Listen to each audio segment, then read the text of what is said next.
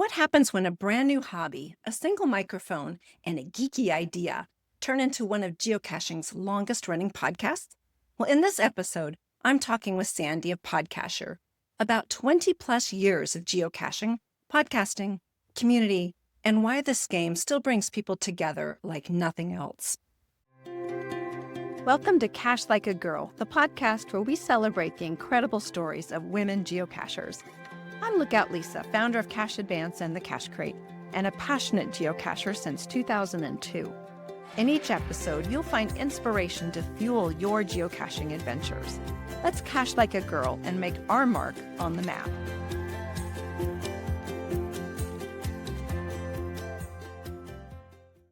Well, hey, everybody. Welcome to Cache Like a Girl.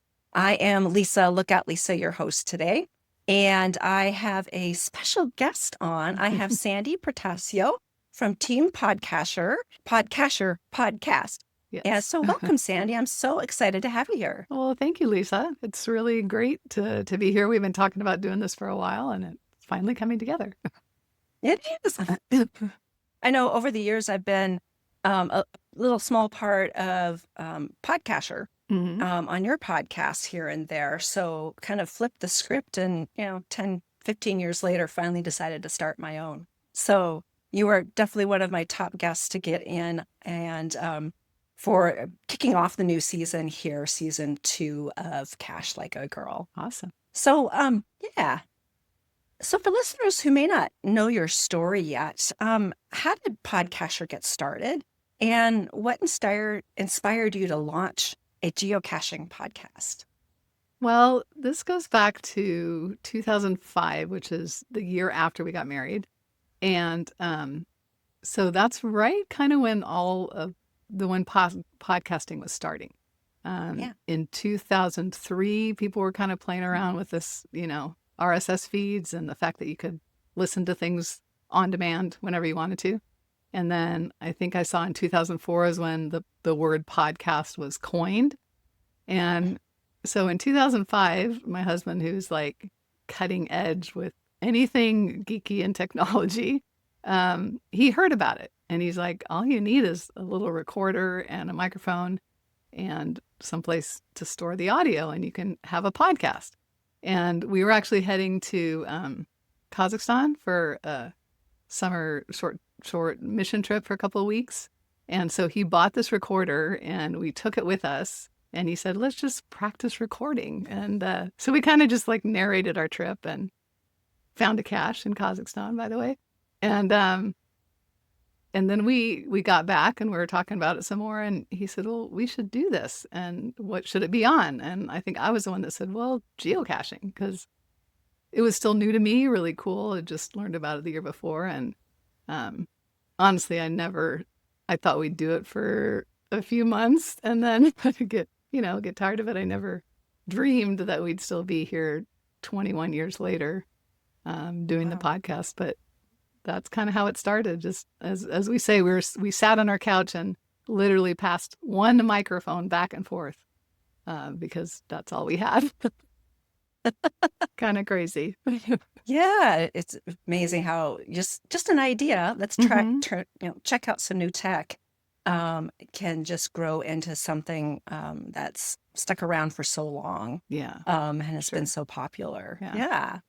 So did it feel really experimental at first, or did you know right away that you had something special?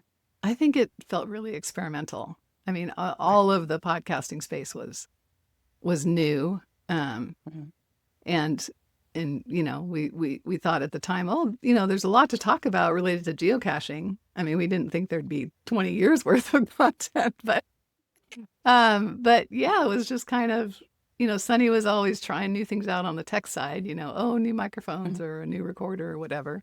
But yeah, it felt kind of just this fun little hobby thing that we didn't know where it was going to go. Yeah.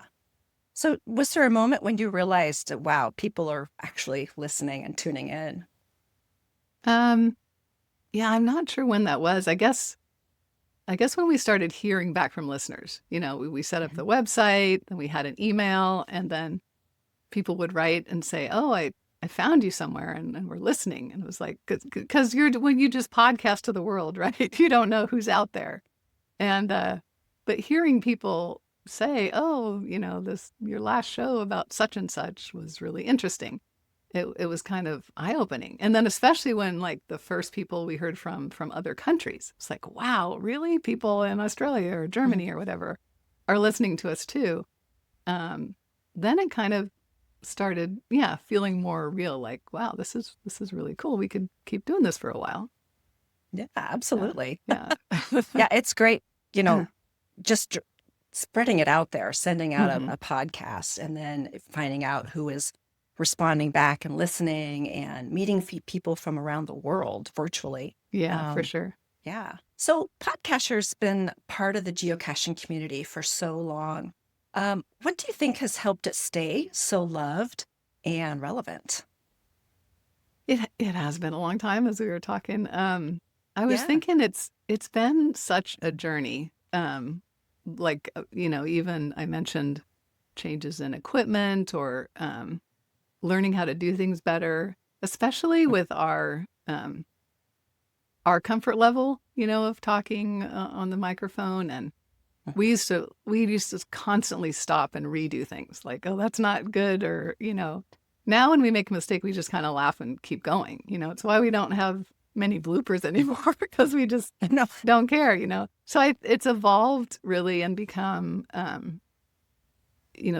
Sunny's done a good job with like editing. And so we've kind of figured out what works for us. And I think one of the things, like why it stayed around so long, is a couple different things. We really do focus on having good production value and good audio. And we've always wanted just to be entertaining and inspiring, and really a variety show. I mean, that's a big thing. We like to say we have something for everyone, and if we have a section that we're discussing something that doesn't really fit with somebody, in a few minutes we'll be talking about something else. And we often have kind of a main topic or a main thing, but then we have a lot of other, news or email or tips or tools or whatever. And I think that's like one of the main reasons why it's, people have really liked it for so long, because of that, the variety show nature of it. Yeah, that makes a lot of sense. Yeah. So was it community? Did you want to have a sense of community from the start?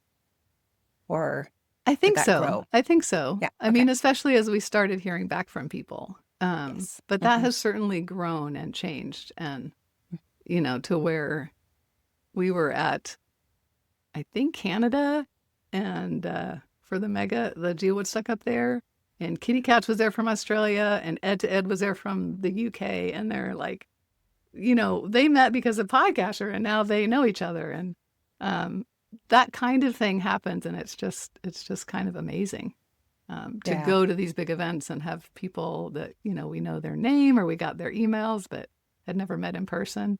So that has really grown and snowballed, I think, over the years. Yeah. Oh, I bet. Yeah. I know, from my little part of the geocaching world, when I attend megas, the nice thing when I have a booth, I get to see everybody because everyone comes by the They booth. come. Yeah. Otherwise, when you're just at a big event, a giga or a mega as an attendee, you may only see a small, Right. grouping of people throughout the Right. whole day. So, and then it's like, oh, you're Lookout Lisa. And I'm like, oh, hey, you're, so-and-so. And, I know maybe they're a member of the Cache Crate or, connected via purchase or at a different event or something. So it's great to put faces to names and personalities. So, yeah.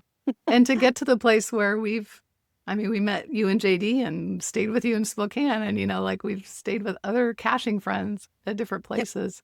Yep. And it's just really been a cool thing. Yeah. Yeah, for sure. Yeah, we wouldn't know each other if it wasn't Exactly. for geocaching and the business of geocaching. Right. Yeah, and business and entertainment, I guess. Right. Yeah. So, what do you think listeners connect with the most on PodCacher? I think they connect. I think a lot when we do interviews or stories, I think people really connect to that. They love hearing those things. I think they connect with Sunny and I because, we kind of share about our lives and what's going on. And, people meet us and they're like, I feel like I could be your best friend, but we don't know them at all, really. It's just like more of the one-sided thing. But a lot of people have made comments about, things we've shared or mentioned or whatever that they learn about us. We've shared about Sean from the day we got him. Not so much anymore. Teenagers don't like to be talked about as much, for sure. Yeah. But really, they've kind of just seen him grow up in our family, and so I think all those things. I think all those things are touch points that people connect with. Yeah, absolutely. Yeah, makes a lot of sense. Yeah. So, as a woman, both geocaching and in podcasting, what's your experience been like in those spaces? So with podcasting, like I said, we kind of got in at the beginning. And I remember they used to have this annual podcast expo, like way back in the beginning. And we would go to those events, and it was like a convention, right, of people trying to figure out podcasting and how to do it. Yeah. And way, way, way more men than women at the time. It's changed some over the years, but I think I recently saw statistics that it's still a much higher percentage of men hosts in the the podcasting world than women. So yeah, I feel like we kind of grew up in it. And for me personally, it was good to have Sunny too. Like, we make a really good team. He's, my background is in IT, so technology is fine, but audio recording and equipment and stuff is kind of a whole different twist. But he was really good at that. And I was good at a lot of other things, like we were talking earlier, organization and stuff like that. So, I feel like we each brought our different strengths to it. But I'm glad to be a woman co-host, a woman podcaster, since there aren't nearly as many of us as men. And I think it's really cool. I love, you have like a tagline or something you have about Cache Like a Girl, like giving voice to women in the geocaching community. I think that's really cool and important. Well, thank you. Yeah, I've been wanting, like I said earlier, to do a podcast of my own for some time. But there's a lot of geocaching podcasts out there, and I've been on a lot of them as well. Yeah. But I got to thinking, other than you and a few other gals, Shadow Dragon and a few others, it's all mostly guys. It is. Yeah. And guys talking to guys, especially the ones where there's a couple of guys on the show at a time. Right. And that's what made me click to do Cache Like a Girl, and absolutely to give voice to women in geocaching. So this has been fun to get to know you a little bit better, even though we've been friends for a long time. Yeah, for sure. So have you seen, I guess some things haven't really changed. Well, have you seen much change over the years for women in geocaching? In geocaching with women? Yeah. Specifically? Yeah, I'm not sure, really. I mean, I think there's always been, that's one thing that I've always loved about geocaching. It's such a low threshold. It's like, it's for anyone, any age, any fitness level, any background or experience or whatever, men, women, girls, boys. It's, everybody just comes from their own different perspective and experiences. And there's so many different ways to enjoy geocaching, different people like a lot of different things. Some people like lamppost cache, unlike my husband, but that just one, people like hiking or urban caching or gadget caches or whatever. And it's not necessarily because they're a man or woman. It's just because people are different and they bring their own, they cache like themselves. And bring their own perspective into it. Absolutely. Yeah. Do you think, and it seems like at the beginning, the very, very beginning when it started, I mean, it was a man who hid the first one and a man who found it. So it does seem like maybe it started out that way. But certainly now it's much more even, I feel like, in the geocaching world. Yeah. Yeah, I would completely agree. Yeah. Here in our area, yeah, it was probably 90% men when it first started. And I started in 02, so it'd been around for 2 years, briefly. Yeah. Yeah. And, then you had to have a handheld dedicated GPS Right. and download pocket queries or, get the coordinates plugged in and such.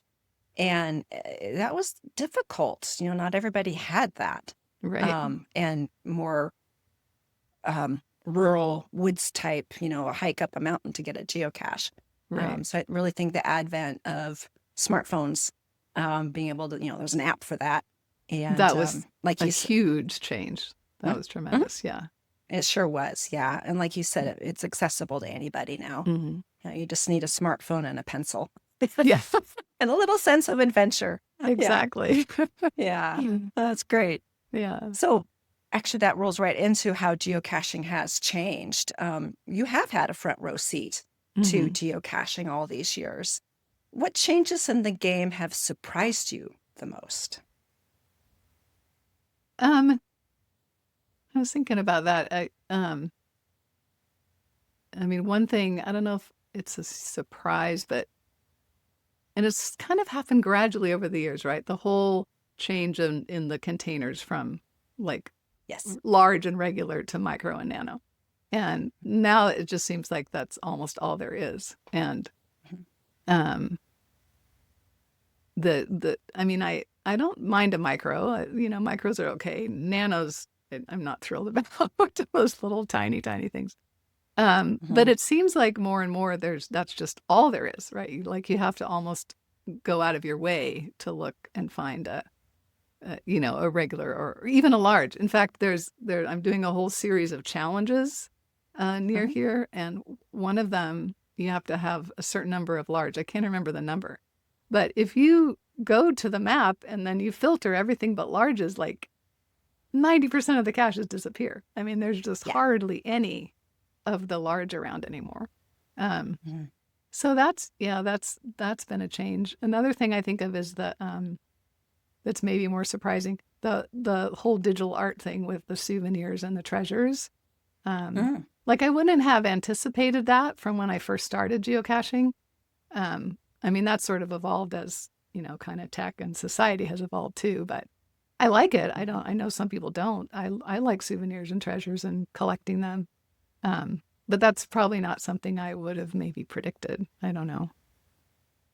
Yeah, I agree with you. That surprised me too. The whole treasures, the digital art and such. Souvenirs was fun, and I enjoy collecting those, states and countries, and now, there's so many different events or, special days and things to gain them. Yeah. Yeah, for sure. So, is anything happening now that really excites you? Would you say the treasures? Is there anything else that's more new? Yeah, the treasures are fun. I mean, I've always been one to, I like statistics. I like challenges. I mean, I pay attention to that, and Sunny just goes along for the ride. Whether it's the Jasmer, which we recently got our Jasmer along with our 5,000. So that was quite a milestone. Yeah. So I like all of those kinds of things, the stats and the challenges and stuff. Yeah. I love gadget caches, and I wish we had areas closer to us that, we've experienced WB Tim in West Virginia. We've gone to Gilby, which is amazing. I wish there was more of that spread around, to other places, because those I really, really like. I can get excited about those. Yeah, I agree. Yeah. So what do you think has stayed beautifully the same over the years with geocaching?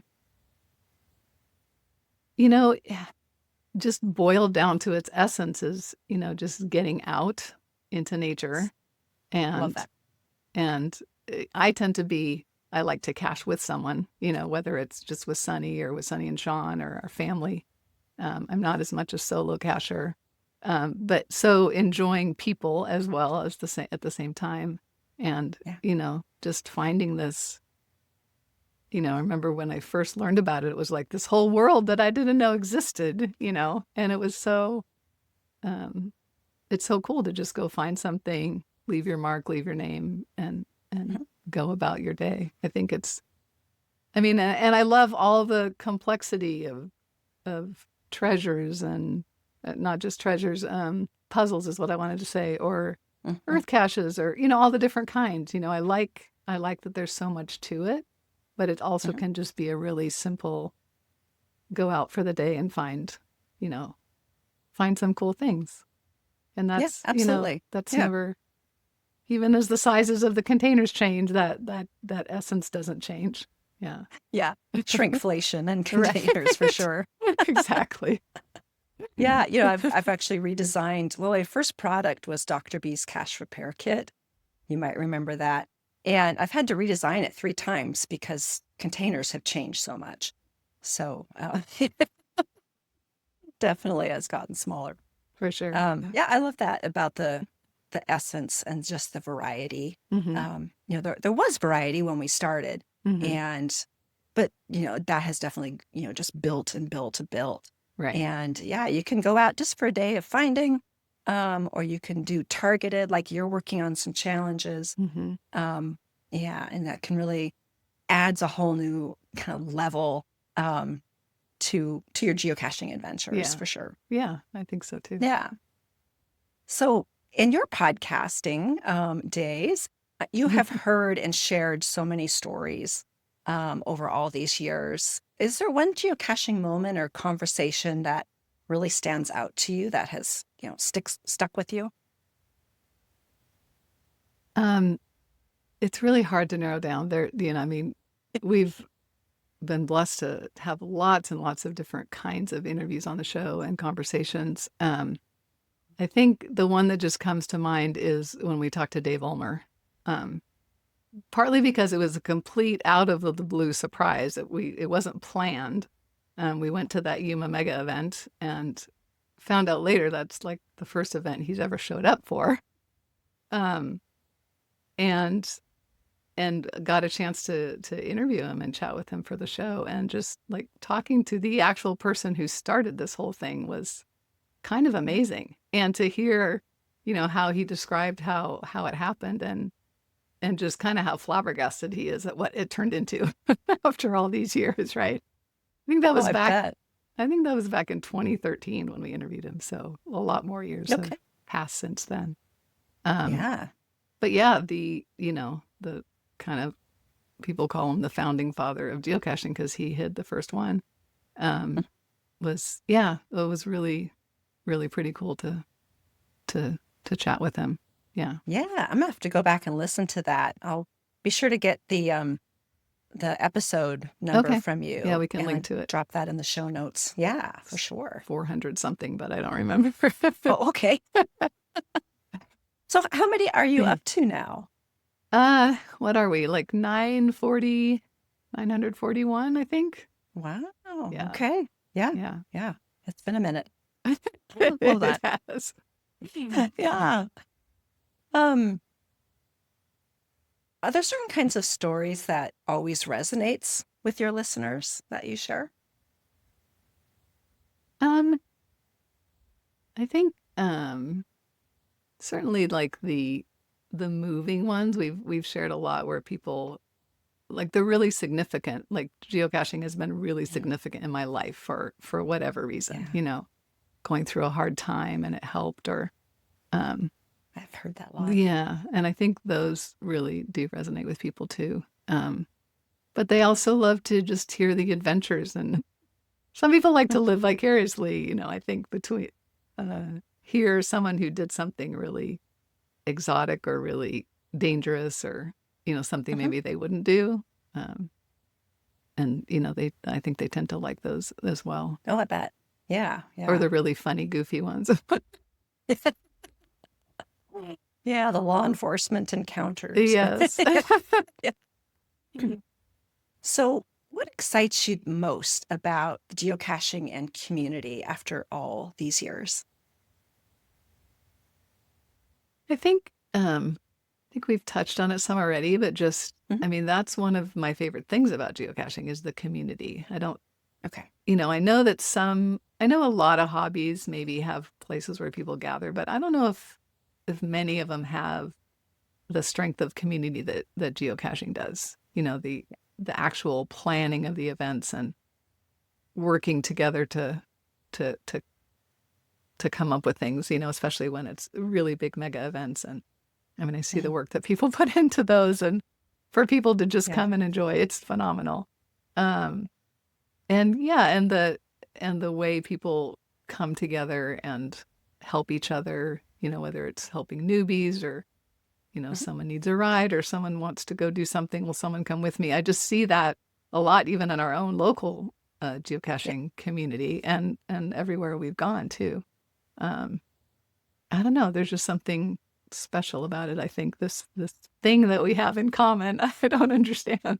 Yeah, I remember being so nervous about going to my first geocaching event. Hmm. This was probably 2000, I don't know, two, maybe three. I have to look back on my records actually. And like, I don't know any of these people. Hmm. But even though you don't know them, we're all of a sudden best friends Yeah. because we all have this thing in common. Yeah. And, and the vast majority of geocachers are people we can really trust and lean on if we need to. Hmm. I don't know how many times, complete strangers have jumped in other people's cars to go caching for, Right. a couple hours. Exactly. Oh, is that safe? Yeah, yeah, probably. Yeah. But yeah, but Oh, always use caution. Don't jump in with yes. any stranger, Yes. obviously. Of But course. yeah, we get to know people. And Hmm. I know for Kid Vegas 19, JD and I, our main community is geocaching community. It's most of our friends are geocachers and know us that way. Hmm. Um, so yeah, it definitely has become a way of life Yeah. for us, community, our personal community. And then, there's the expanded worldwide community as Right. well. Right. Yeah. So if you could go back and give new podcaster Sandy any advice, what would that be? Hmm. Maybe, I mean, one thing would probably to tell myself, like, not to be so anxious or take yourself too seriously. I mean, I think um, I'm more of an introvert than Sunny is, and so it was harder for me to like put myself out there and Mhm. talk, and was super hesitant at the beginning, and like, who would want to listen to us? Yeah. So I think I would just encourage my former self that, hey, just take a chance, and people are more welcoming and accepting than you think, and Mhm. don't get hung up about on if you say something exactly right or have all the right equipment. Just kind of do it, and if it doesn't get fun anymore, then you can stop. But we're heading up to 21 years. It's kind of crazy. That is. That's really good advice, Sandy, for me Yeah. too, as a Hmm. newer podcaster. Hmm. As as a business person, you always want to get everything, just right. Right. But for podcasting and the lives that we do and such, yeah, I just need to, relax and have fun with it. Yeah. Yeah. Yeah. And do the best we can to share with our audiences what we want to share. So yeah. Yeah. Um, that was about all that I had. Okay. So do you have anything that you'd like to add or anything coming up exciting with Podcaster and Team Podcaster? Um, right now we don't actually have like any trips planned. Um, we're I mean, we're coming up on Sean's high school graduation and that whole transition, and so it's Oh, um yeah, we haven't well, we do have a trip in August that we're gonna we have to go to San Francisco, and we're going to maybe drive back down the coast to just kind of take a little family trip. And of course, there will be geocaching and adventure labbing along the way. Of course. And it always like fits in, even if it's not the main reason we went, but it's, you always have to look around and see what kind of things are there, whether it's a new county or a new treasure or new souvenir or something that we can get. But yeah, nothing really big on the horizon for that at this point. Okay. Yeah. Sometimes that's nice, just to take life one day at a time. And Right. yeah. And the graduation, that is a big deal. So Yeah. congrats to Sean. Yeah. Yeah. I remember when, gosh, we had to get a car seat for him when you Oh, came yeah. up to visit us. Yeah, When we he was launched our still first. little. Yeah, that was 15, I think. So Okay. that sounds about right. Yeah. Yeah. The That was first the year we Geo tour? launched. The Spokane History Geo Tour. Right. Yeah, that was fun times. Well, thank you so much, Sandy, for sharing your time and expertise and great advice. I really appreciate that as a newer podcaster, and love listening to your show. I've been, Thanks. listening to it for years. A little behind. I'm going to get caught up this week. Actually, I've got some free time coming up, and so thank you again. And say hi to everybody. And Yeah. I've really enjoyed being on here. I think this new podcast that you're doing is fantastic, and I know you're going to find a lot more wonderful women geocachers to interview. And absolutely, yeah. we've enjoyed working with Cache Advance and knowing you and JD for a long time, and so it's been a pleasure to be here. Thanks. Oh, thank you, Sandy. Thank you so much for joining me on Cache Like a Girl. It was such a joy to hear the story behind PodCacher, to talk about how geocaching has evolved over the years, and to reflect on the incredible community that keeps so many of us coming back. I'm grateful for your time, your wisdom, and all you've contributed to the geocaching world. And I think one of the biggest takeaways from this conversation is that while the tools and technology may change, the heart of geocaching really stays the same. Getting outside, sharing adventures, and connecting with people. So if you enjoyed this episode, be sure to follow or subscribe, because we've got more stories coming your way from amazing women in geocaching. Their adventures, their perspectives, and the ways they're making their mark on the map. And trust me, you won't want to miss what's coming next.